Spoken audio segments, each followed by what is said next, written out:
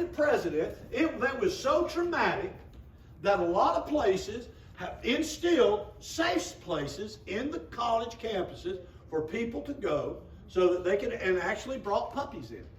Yeah, you're right. Because that's how much it bothered. And then these same people would turn around and get out in the street and burn cars, Yeah. take umbrellas, get masks on, and push up the police and different people that were protesting and spray them with mace and bear spray and everything else they could get, and beat them in the streets, and then encourage other riffraff to get involved so they could start breaking into stores and stealing and everything now. And so they did it so much and influenced so much that in San Francisco you can go in the store and steal and they will not stop you. That's right. They'll close the store down. Yeah. In New York City, I watched a video of a TV actor videoing somebody stealing from a drugstore. And he's going, look at this, man. And he's offended by it. Guy goes out the door. 2 weeks later, that store closed because it had been shoplifted so much they couldn't afford to stay open. So what does that mean? That means the people in that area have to go outside of their area to be able to find a local drugstore they can use because of that influence. That's this generation. That's right. Listen, I'm not making this stuff up. I wish I was making it up. I wish it was a fantasy. I wish it wasn't real. But the problem is, the sad fact of it is that it is real. And this is happening, and it has happened. And the administration that we're under right now supports it. Yeah, you're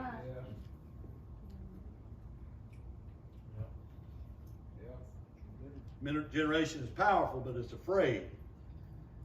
Doesn't have the backbone that the greatest generation has. It doesn't have that tenacity to build. It only has the fear to destroy. Right. Because it's afraid. See, when you're afraid, you don't build anything positive. You retaliate. You attack. Right. You try to call yourself defending. You're not building anything. It's not a generation of builders. It's a generation of tear downs. Tearing down society, tearing down the things that the forefathers built, tearing down the Constitution of the United States, and will eventually tear down the system, in which the foundation of what we believe. And once that's done, well, whatever's in the rubble is left, then anarchy usually followed by socialism and communism. With a dictator, maybe even a tyrannical dictator, who knows? But then they'll cry and whine because they weren't treated right, weren't treated fairly. Nobody loves me. Amen. Yeah. This generation is a hopeless generation. It has no hope because it doesn't believe in God. It only believes in self and what self can provide for self. It believes it's owed something by everyone and that everyone ought to give it something. Right. But the difference is that God offers hope. All hope that we should be saved was taken away in Acts chapter 27, verse 20.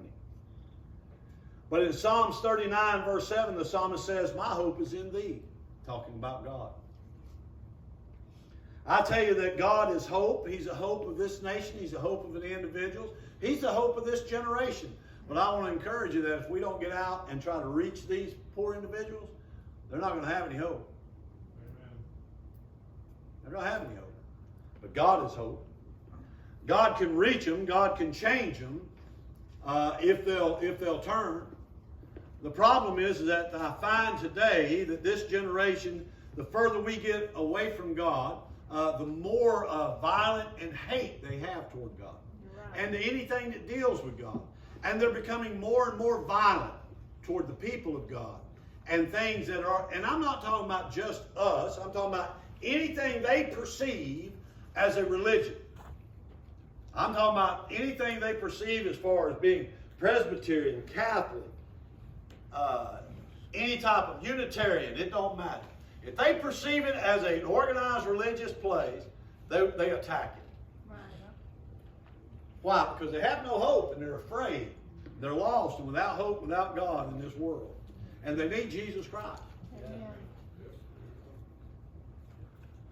Now that is an outline by Mays Jackson from 1968.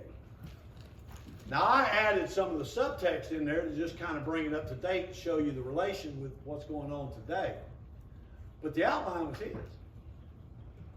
And it's more prevalent today than I've ever seen it. And we were talking about in the 60s in 1968 during the height of the Vietnam conflict, Vietnam War. Everything was, if it feels good, do it back then. I mean, it was the time in America where people were burning their draft cards. And, people were rebelling against the government and the man. Nothing looks peaceful now compared to what we have now. Extremely. All right, stand with me if you would.